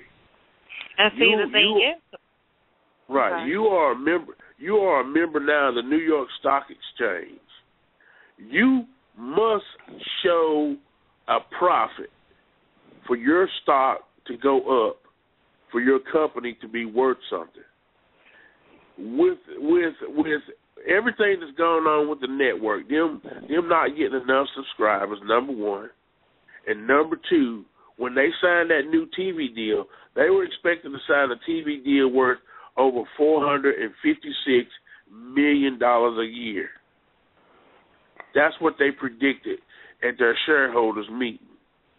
And that prediction ran the stock up. Okay? It ran the stock up. When that contract was signed, and it went from like $90 million a year to only $156 million, that stock dropped so fast. Yeah, that's what happened. You know what I mean? It dropped so fast because what happened is people started selling. And that stock dropped so fast, man. Vince McMahon in one day lost $459 million because of the way that stock dropped. And since the inception of the WWE Network, he has lost in upwards of $750 million of his own personal worth. You see what I'm saying? Okay, but see, when it comes down to network, I'll tell y'all a short story. When they first built the first casino in Las Vegas, it was built by the mob. It was called Murder Incorporated. You had Meyer Lansky, you had Bugsy Siegel, you had Charlie Luciano, and you had those guys. Now, when Bugsy Siegel predicted how much it was going to cost to build the very first big casino, the Flamingo, he projected it at $1 million. That's how much he told them it was going to cost. That's how much the mobsters put into building it. But then he wanted to do this, he wanted to do that, he wanted to do the other thing. In other words, to make a long story short, the cost skyrocketed up to $4 million, which back in that day was not a drop in a bucket to go from $1 million to $4 million. But it's like Meyer Lansky told the stockholders, who at that time was the mob, the commission. It was, right now we're stuck. We've got all this money in it. We can't back out now. We have to do whatever it takes pretty much to get this thing built because we're in the middle of it. And that's where they're at in the network. There's been speculation of people saying they should cancel it, kill it, but they can't. They got too much money in it, so they have got to stick with it for a reasonable amount of time to try and make it work. And that's where it's at now. That's why you're not going to see the network go anyplace. Right. Oh, I agree. And with the way that the money is going, like this whole thing with Del Rio, you know, just like you were asking, you know, what did he do and how bad was it? when the money is this bad, you don't have to do. They don't have to be that bad, you know. Right. So any way they can release some money. Can anybody give me a time check? How many more minutes we got to the show? 'Cause I don't have my clock in front of me. Pardon me? 8:45. Thank you very much. Okay, so, yeah, no. I agree. No matter what Del Rio did or didn't do, yes, it's economics. I mean, something happened. They saw a way to cut a major talent and you know, cut that off the car. Because if the budget wasn't in trouble, Del Rio could have slapped the hell out of Stephanie. He'd still be there. So, yeah, I mean, yeah, when it all comes down to it, yeah, it's all about the budget cuts. I mean, you know, ain't nobody crazy. Well, I don't know. I mean, okay. Here you go, Dreamy. Who would you like to see gone? I mean, they still got a whole bunch of people there that just seem to be wasting space. Who should they be cutting? Well, one of them. I said, why can't I think of the man's name? What the one with the sock puppet. He just Santino. Retired. Okay. Yeah. He retired. So. Yeah, that's what I said. I said since he retired, he's not on the list anymore. But Adam Rose, Mr. Bo Lee, Bo Dallas, right. R-Truth and Xavier. What's it? Yeah. Why? Because they're black. Because they're black? No, because they're wasted. They're being wasted. I mean, I agree. You see them every once in a while. Look, they're keeping them because they're black, bro. Exactly. Yeah, that affirmative action is a mother, ain't it? It is. Mo, what did I ask Vince the first meeting we had? Let's see if you remember in the boardroom. I don't know.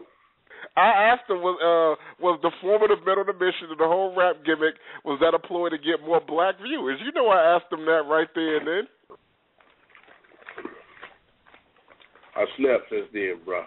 You remember a lot of stuff I don't remember. Oh, yeah. And he said to me, he was like, well, yeah, no, because, you know, a lot of them can't afford to buy a ticket. Oh, my God, if that wasn't a sideways KKK comment right there, I don't know what was. I wanted to laugh, but it wasn't funny at the time. I mean, what he failed to realize is, per capita in the United States, there are more black millionaires than there are white millionaires. How about that? What he failed to realize. Brother. I mean, per capita, it's true. There are more black millionaires than there are white millionaires. And we're not talking about guys that don't have no money either. We're talking about millionaires. We're talking about 1 million, 2 million. You know what I mean? Right. Not only that, when you look at consumers across the board, it's always shown that, you know, blacks are spending more money than anybody else. Of course. Of course they are. I mean, that's just the ignorant thing to say. You know, speaking of black people and black wrestlers, I'm still looking forward to having my dream show called The Blacklist, where we have an all-black panel on to talk about racism in wrestling and their experiences in the business and all that. That's how I got kicked off the last network. All right. That's how I got kicked off the last network, wanting to do this show. But no, you have some black wrestlers out there that really have some really hot, heavy, true stories out there, and I've gone through some things. It's not. Right. I mean, it's a fact of life. Right. Black people as a people have been going through it. I might joke about it, but it's a real thing, and wrestling is not exempt from their share of people going, you know, minorities going through their share of challenges. Well, we need to get them in a round circle, man, and videotape that and sell it, man. We don't need to give it free on the radio. where everybody can make some money off of. That is a key, excellent idea.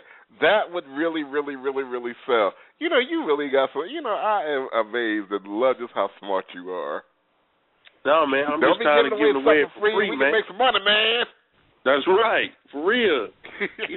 Dreamy likes to get her nails done. Ain't that right, Dreamy? I know that's right. Yes, don't mention it. Oh, don't get her started. That's a spot right there. We argue and fight more about the poverty around this camp than we do anything else. But don't worry, we gonna come out of it. We gonna come out of it. We gonna come out of it in a big way too. I ain't tripping. Don't worry about it. It's gonna be good. Sooner or later, it's gonna be all right. Yeah, it's gonna be all right. So you was saying, so you talk about who should be let go, whose star need to rise, who should get the title, and how long should they keep it? I mean, come on, you already know. I think Roman Reigns is the one that's coming up. That's who they pushing right now. Was it too soon to break up the Shield? A lot of people think that it was to push him out on his own, and the reason why that being is because you still got John Cena on top. You still got, you got Brock Lesnar, who they want to, his part time behind, who they want to do this, that, and the other with. You still got a lot of people who they want to run that program and give that title to. So was it too early to push Reigns out there? No. By itself. No. He needs to be out there by himself. He needs to be out there building a name for himself, not being stuck in this group where, he's just recognized as the muscle of the group, and Rollins and Ambrose are recognized as the worker. No, Reigns needs to be out there. The way I see it, if I was running that company, SummerSlam, Cena would get beat. WrestleMania next year, the main event would be Roman Reigns against Brock Lesnar and put Reigns over. Yep. And put Reigns over. Look, didn't I say that in one of the dream things? I don't know, did you? You should I think I did. But Roman Reigns was going to be champion? Who else to pass the torch to him? Not Cena. I don't think Cena passing the torch to Reigns is going to be a big deal. I mean, I don't know about y'all. I said Brock Lesnar at WrestleMania next year. Right. I don't think Cena passing the torch to Roman Reigns is going to be a big deal. But if Roman Reigns beats Brock, honestly, right now, Cena having the title is not a big deal. No, it's not. It's not a big deal. He done had it 15, 16 times. Right. I think that here's the deal. Brock beats Cena.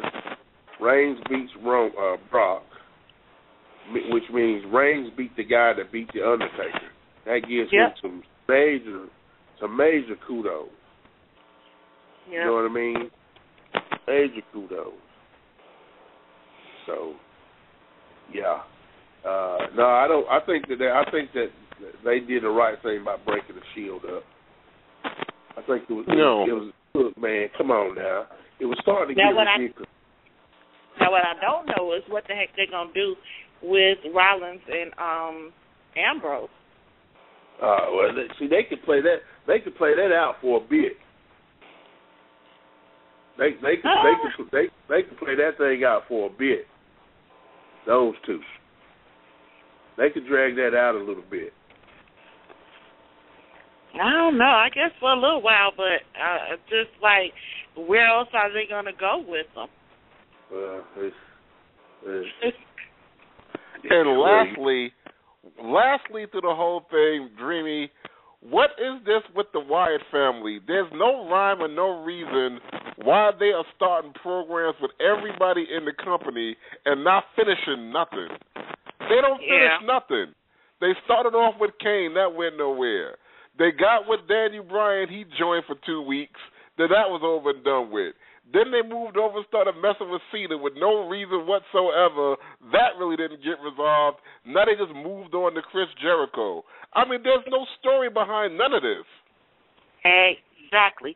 But that's why, like last week in my report, I was saying that some people have been reporting that they were seeing signs for the last 2 or 3 Monday Night Raws that they were trying to go scripting it to go back towards the Attitude Era, where they were saying they were building stories, and that people were saying that they were excited about that because Monday Night Raw and had lost that.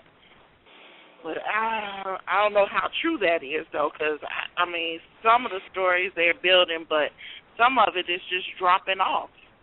Like the Wyatts, like you said, they don't have a story. Mo, you were there during the Attitude Era. Can they go back? Not if they want to stay PG, bro. Not if they want to stay PG, they can't. Well, what the reports were saying was that it wasn't as far as the sex and violence and things like that. They said that What they were seeing was that it was going back to the Attitude Era as far as them building the story and sticking to a story and starting to, draw that story out and making people believe that there's something going on between the two characters or whatever. Right. So. Well, I mean, like with the thing with the Shield, with Rollins, stabbing his brothers in the back, and then they, coming at them. So I mean, they doing a little something, but I don't know. I don't think they got enough people involved in different stories. They got too many people out there that they just ain't doing nothing with. You know what I mean? Right. And the SmackDown program was just I don't even know what that program is now. It used to be somewhat on a level of a Monday Night Raw. You remember? I mean, when they used to have the draft every year. Oh yeah. I mean, you would either on the Raw crew or the SmackDown crew. Now there ain't a SmackDown crew or a Raw crew. It's just WWE crew. It's not divided up into 2 different crews anymore. Huh. All right, well, we have to go to stay tuned and see. All right, I want to thank everybody for coming on tonight. Wow, this has been a really, really good one. I want to apologize to Martin Casal, a Tough Enough contestant who was on Tough Enough. He was supposed to join us. From what I understand, he called in, but for some reason we lost him. We want to apologize and reschedule him for a later time because I really want to hear what he had to say. But all in all, we had a really good show. I mean, we had the top echelon independent guys on. I know I learned a lot. I'm sure our listeners did. This should be a real heavily downloaded show just because of knowledge. Next week, Independent Month continues. We're going to have another panel of independent guests on to talk about the independent scene. We're going to do the seminar thing where we're going to have a seasoned pro come on where they can do a Q&A and ask questions. As always, joined by Sir Mo and Dreamy Mimi. I mean, this has been one of my favorite shows because of the interaction that we had. It's always good when you have a discussion with a whole lot of people. We're going to keep you updated on Academy Awards night with the WWE. Keep you updated with Bully Bash and Bully Mania. We'll be touring the country with that program. Keep you updated with Dreamy Mimi. She's gonna be doing Cameron's hair tonight at the Academy Awards. Hey girl, we gonna get it together. She's gonna be sitting right next to you talking crazy. But we're gonna see what goes on in the future. The back to school thing this weekend. All right, and the back to school thing we're gonna be a part of with Fire Pro Wrestling here in Maryville, Indiana. The back to school blowout Saturday, free school supplies, backpacks, a big wrestling show August 9th, September 20th and 21st down there, and what's it going to be, Dothan, Alabama? You're going to be, Mo, with Jerry Briscoe? September the 20th, we're in Huntington, Tennessee. Tennessee. We're going to be down there with Gerald Briscoe and the crew. We're going to be doing a seminar down there. That's a Bully Mania production as well. So, a lot going on for 2014 leading to 2015. Not Your Mama's Radio Show. Good night, everybody. Good night, guys. Good night, Mo. Love you. Love you. Hey, yo. MOM Radio and the Pipe Bomb Radio Network present Not Your Mama's Radio Show with your hosts, former WWE superstars and two men that are always on a mission, Oscar and Sir Mo.